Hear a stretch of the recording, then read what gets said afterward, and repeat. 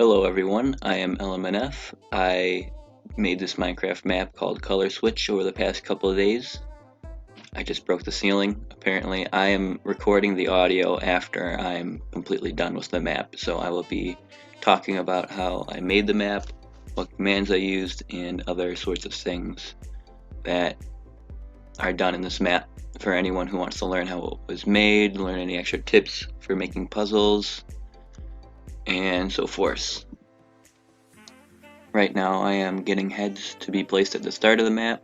I usually include myself, some playtesters, and the people who recorded themselves playing my last map, and you can see the command below. It's give the player head, skull owner, and then whoever you want to get.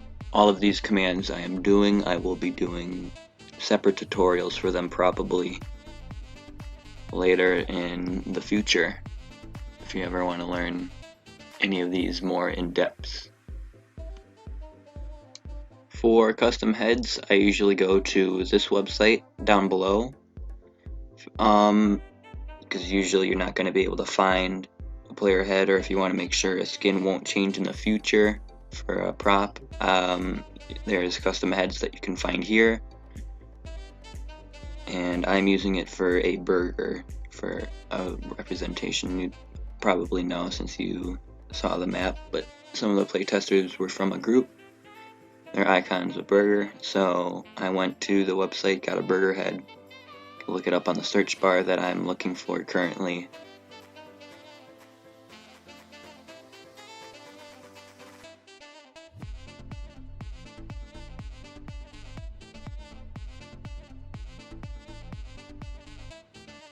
Most of these custom heads will be too long to fit into your just typing bar, so you have to get a command block and use that to give it to yourself. So I get a button, press it, and there's my burger head that I use.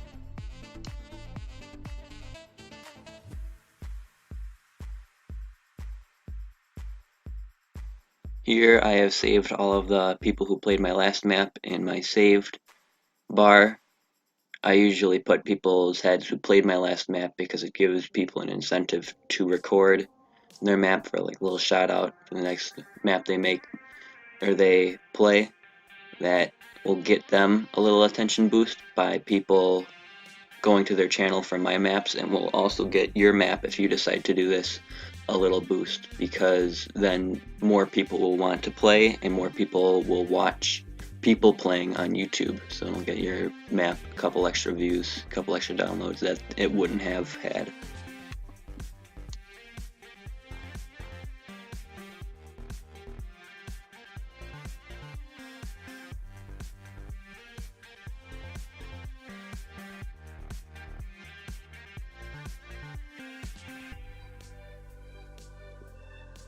Here in the video I just got done building the place where you go in to start the map.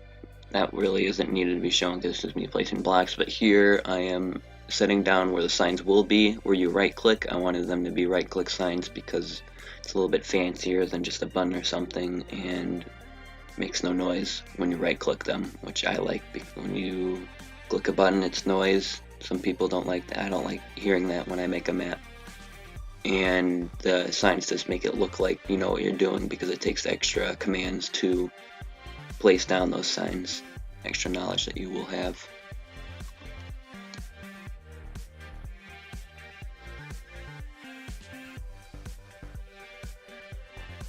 If you've made it this far, glad you're sticking with. It's been almost 4 minutes now. I'm sure you can tell that I'm new to commentary. I make maps, I don't make videos, but hopefully I'm doing okay job. Because I'm just going live, I don't have a script or anything. I'm just to show. See, I'm rambling right now. Oh well.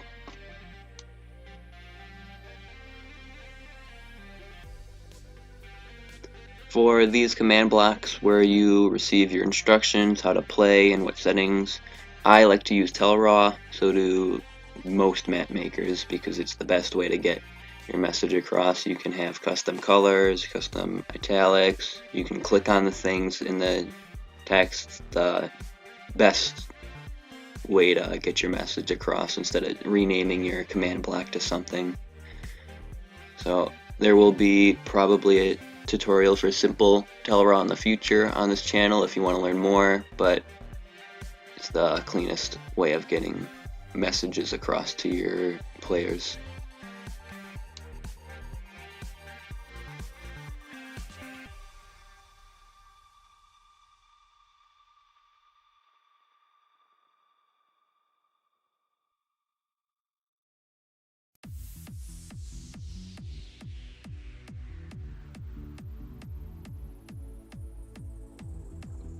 If you ever need any help with TellRaw, with extra things like clicking, or if you don't know how to do something, I like to go to Minecraft Tools. They have a TellRaw editor where if you're ever stuck, you can type in a message there and it will spit out a command for you to use.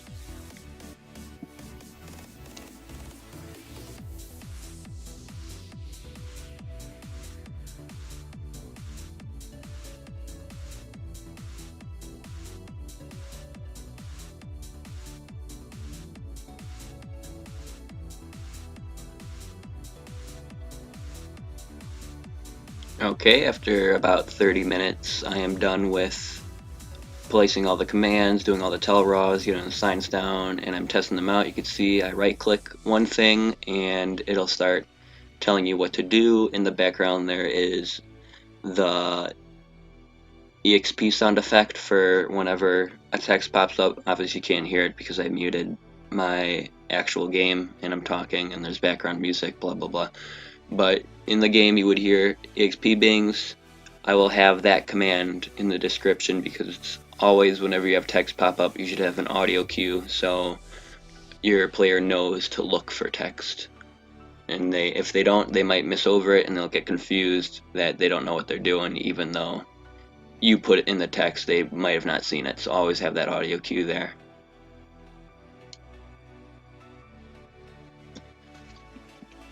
After we got all that done, it's time to start working on the map. You should always have a nice little area to start, but not too complicated. I'm setting up a constant scoreboard, which you should always have even if you don't use it. And what that does is it'll get you constant numbers so you can test for certain things throughout the map. And I just name it constants. You set the player number. Let's say I have a person named 1. Obviously that can't be an account name because it's too short, but if I set the person 1 for constants to a score of 1, then it'll always be 1 because there's obviously no one named 1 that'll change it. And you can test and compare to 1 to see if, let's say, they're done with level 1 or something like that. And this little row here I've got is the total map reset. I always like to have a map reset row of commands in case I need to test something out again, make sure it's all fixed, and whenever I add something new I make sure to add it to the reset line of commands so that I don't forget about it later. About 40 minutes into the map making process, I'm starting to make my first level. I always make sure to get the basic commands down before starting the levels because then if you make a mistake you don't have to go fix every level. Before that, I'm using a texture pack to make all of this black. You will see me turn it off because it's kind of hard to see where I'm aiming with my cursor. And it's glowstone because even though it's all black, it's lit up properly, so it doesn't look like it's lit up, but your player can see everything. So I like changing glowstone to a solid color if I have a map like this where it's not a regular Minecraft map. You need to change the textures and stuff to give it the look that you want to give it.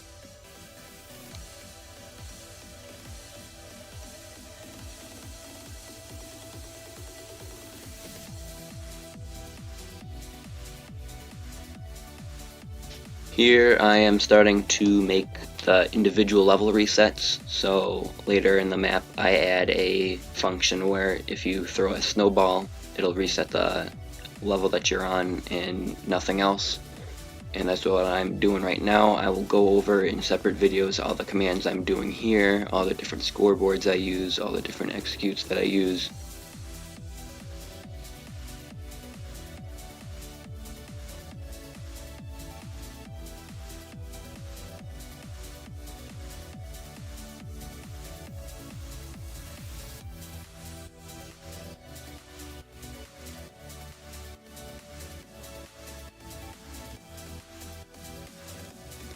Here's what the first map looks like.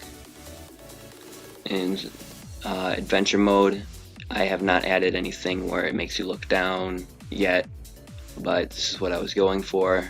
See, it looks nice. There's constant black all over because the glowstone goes up, and it's a really nice look that I'm glad that I got.